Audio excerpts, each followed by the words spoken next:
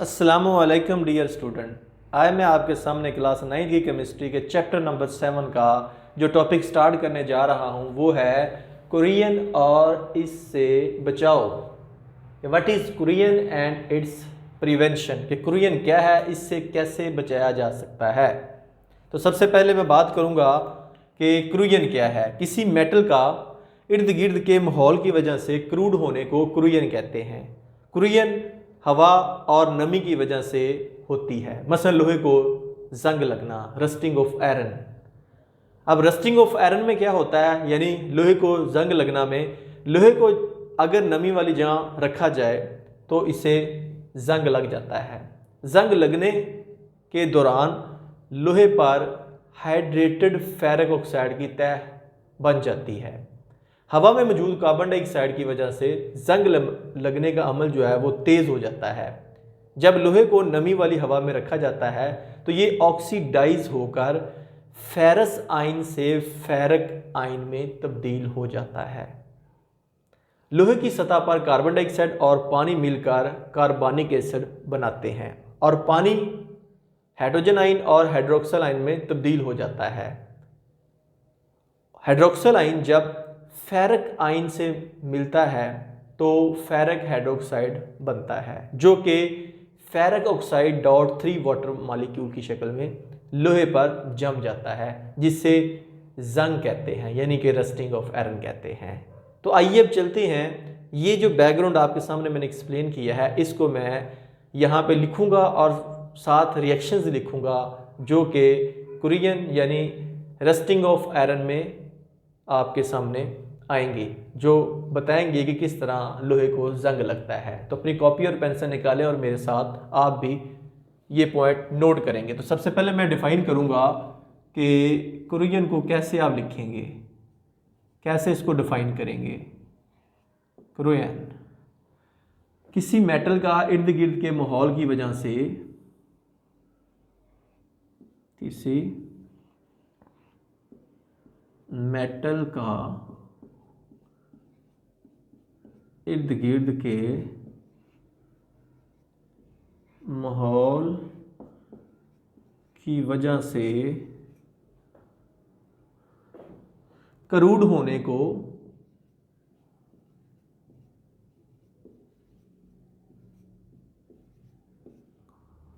कुरियन कहते हैं।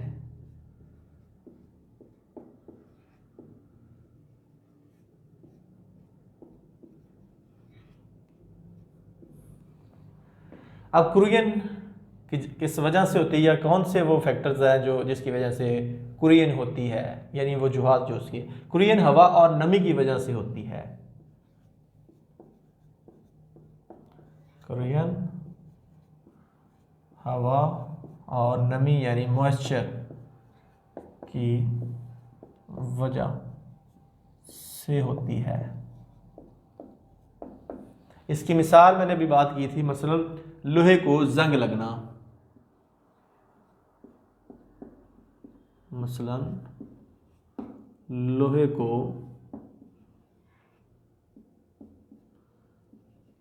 जंग लगना। अब बात करूंगा कि लोहे को जंग कैसे लगता है, यानी लोहे को जंग लगना, इसको एक्सप्लेन करते हैं। लोहे को जंग लगना,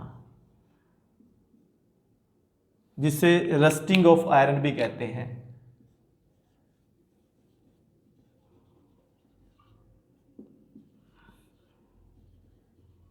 रस्टिंग ऑफ आयरन। अब बात करते हैं कि लोहे को जंग कैसे लगता है। लोहे को अगर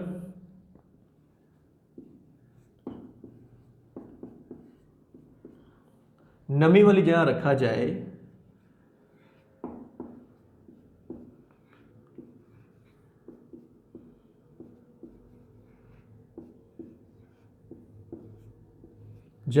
तो इससे जंग लग जाता है।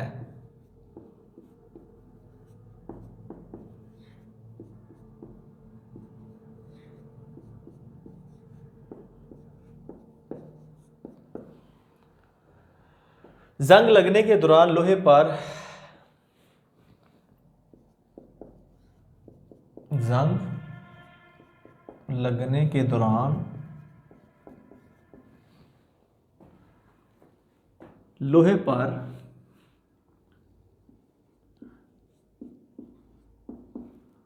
हाइड्रेटेड, हाइड्रा पानी को कहते हैं, जिस चीज़ में पानी उसे हम कहते हैं हाइड्रेटेड, लोहे पर हाइड्रेटेड फेरिक ऑक्साइड की तह बन जाती है। फेरिक ऑक्साइड की तह बन जाती है।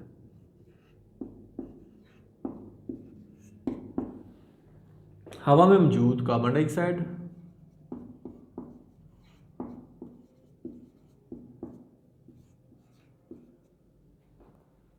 की वजह से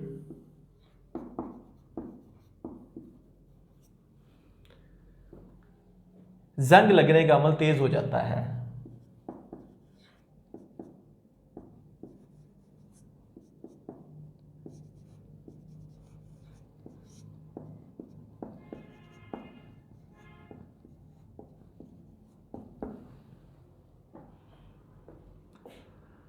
जब लोहे को नमी वाली हवा में रखा जाता है,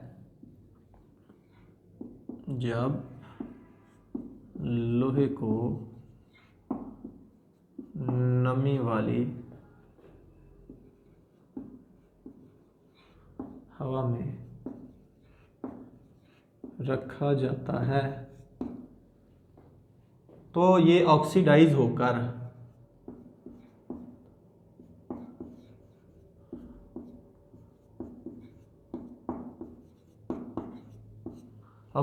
फेरस से फेरिक में तब्दील हो जाता है। फेरस होता है Fe2 पॉजिटिव आइन, फेरस आइन से फेरिक आइन होता है Fe3 पॉजिटिव में तब्दील हो जाता है। फेरस आइन से फेरिक आइन में तब्दील हो जाता है।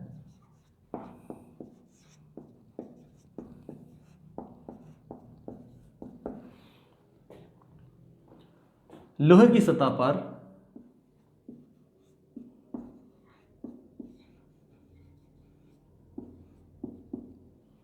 कार्बन डाइऑक्साइड और पानी मिलकर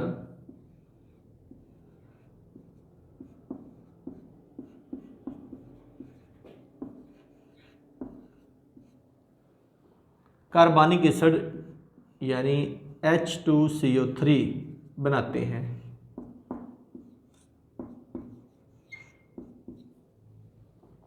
और पानी H पॉजिटिव और OH नेगेटिव आइन में तब्दील हो जाता है।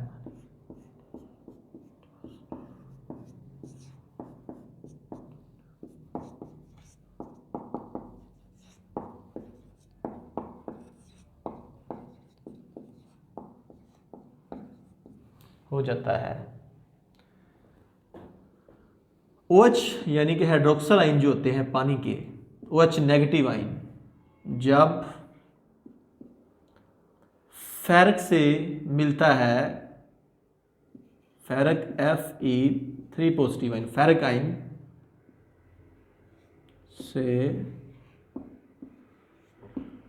मिलता है तो फेरिक हाइड्रोक्साइड FeOH थ्राइस बनता है, जो कि ferric oxide Fe2O3.3 water molecule 3H2O की शक्ल में लोहे पर जम जाता है,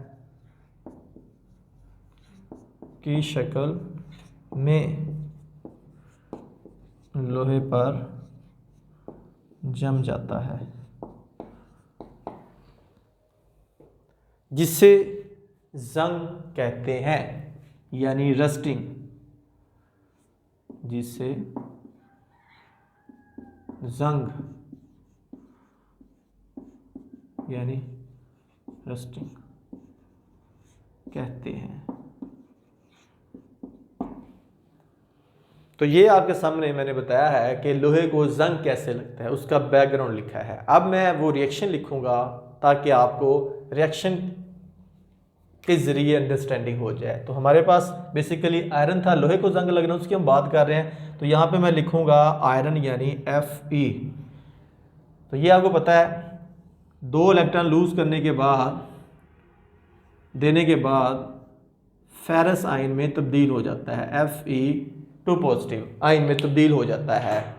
और फेरस जो है Fe2 पॉजिटिव मज़ीद जब एक इलेक्ट्रॉन दे देता है तो ये फेरिक आयन में तब्दील हो जाता है, एक इलेक्ट्रॉन और दे देता है तो ये Fe3 पॉजिटिव यानी फेरस से फेरिक में तब्दील हो जाता है।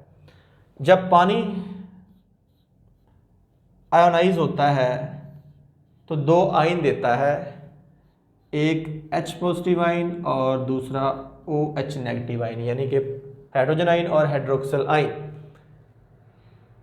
तो जैसा कि हमने बात भी की थी कि दोनों जो है ना, ये आयरन की जब ऑक्सीडेशन होती है इसमें रिमूवल ऑफ इलेक्ट्रॉन होता है तो ये फेरस से फेरिक में तब्दील हो जाता है और पानी आयोनाइज होकर H और OH नेगेटिव आयन में तब्दील होता है।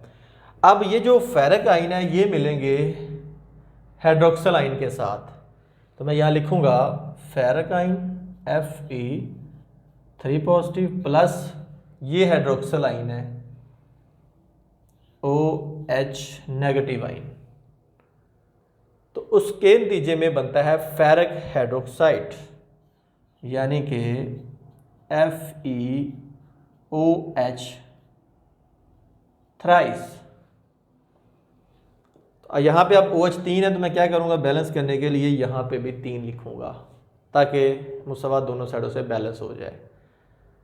अब ये जो फेरिक हाइड्रोक्साइड है यहाँ पे मैं लिखूँगा अगला step ferric FeOH thrice ferric hydroxide.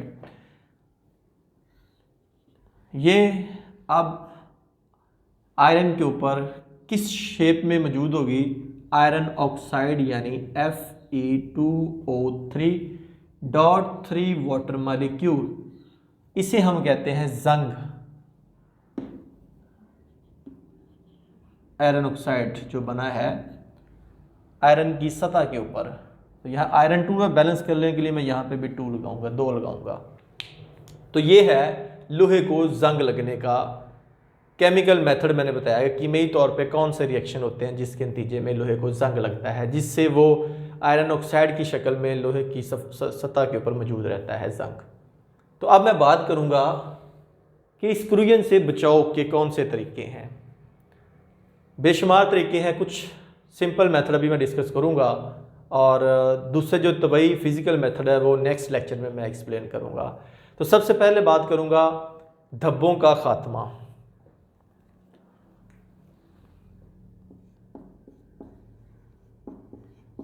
धब्बों का खात्मा, आयरन पर मौजूद धब्बों को ख़त्म करने से जंग ख़त्म हो जाता है।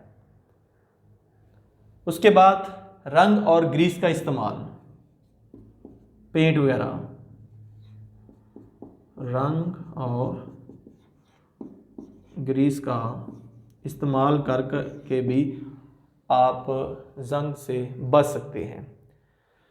रंग और ग्रीस का इस्तेमाल करके आयरन को तोड़ फोड़ और जंग लगने से बचाया जा सकता है। इसके अलावा तीसरे नंबर पे अलॉइंग। अलॉइंग क्या है, आपने पढ़ा होगा मिक्सचर ऑफ 2 और मोर मेटल्स, 2 या 2 से ज़्यादा धातुओं के मिक्सचर को अलॉय कहते हैं। किसी एक मेटल का दूसरी मेटल के साथ मिक्सचर को अलॉय कहते हैं। अलॉइंग जंग लगने से बचाने के लिए इस्तेमाल किया जाता है। इसके अलावा मेटालिक कोटिंग है,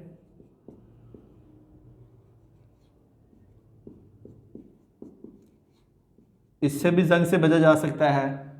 मेटालिक कोटिंग क्या है, एक मेटल पर दूसरी मेटल की तह चढ़ाने को मेटालिक कोटिंग कहते हैं। मेटल्स को जंग से बचाने के लिए ये तरीकाकार इस्तेमाल किया जाता है। आयरन के डब्बों को महफूज बनाने के लिए टिन की तह चढ़ाई जाती है। तो ये कुछ मेथड हैं जो मैंने आपके सामने एक्सप्लेन किए हैं कि किस तरह आप कुरियन से बचा सकते हैं अपने कीमती धातों को रस्टिंग से भी। तो उम्मीद करूंगा कि आज की इस टॉपिक की आपको समझ आ चुकी होंगी। अगर आपके जहन में कोई क्वेश्चन हो तो इस वीडियो के नीचे जो कमेंट बॉक्स है वहाँ पे अपना क्वेश्चन पुट कीजिएगा। अगर वीडियो पसंद आई तो इसे लाइक करके अपने दोस्तों के साथ शेयर कीजिएगा। और अगर आप चाहते हैं कि डेली बेस पे ये लेक्चर हमें रिसीव हो तो इस मेरे चैनल को सब्सक्राइब करें। आपकी राइट साइड पे सब्सक्राइब का बटन है, साथ बेल आइकन का बटन है, ऑल पे क्लिक करें ताकि डेली बेस पे जो लेक्चर या प्रैक्टिकल में अपलोड करूँ उसका नोटिफिकेशन आपको मिल जाए। तो नेक्स्ट वीडियो तक आपसे इजाज़त चाहूँगा। अपना बहुत ज़्यादा ख्याल रखिएगा।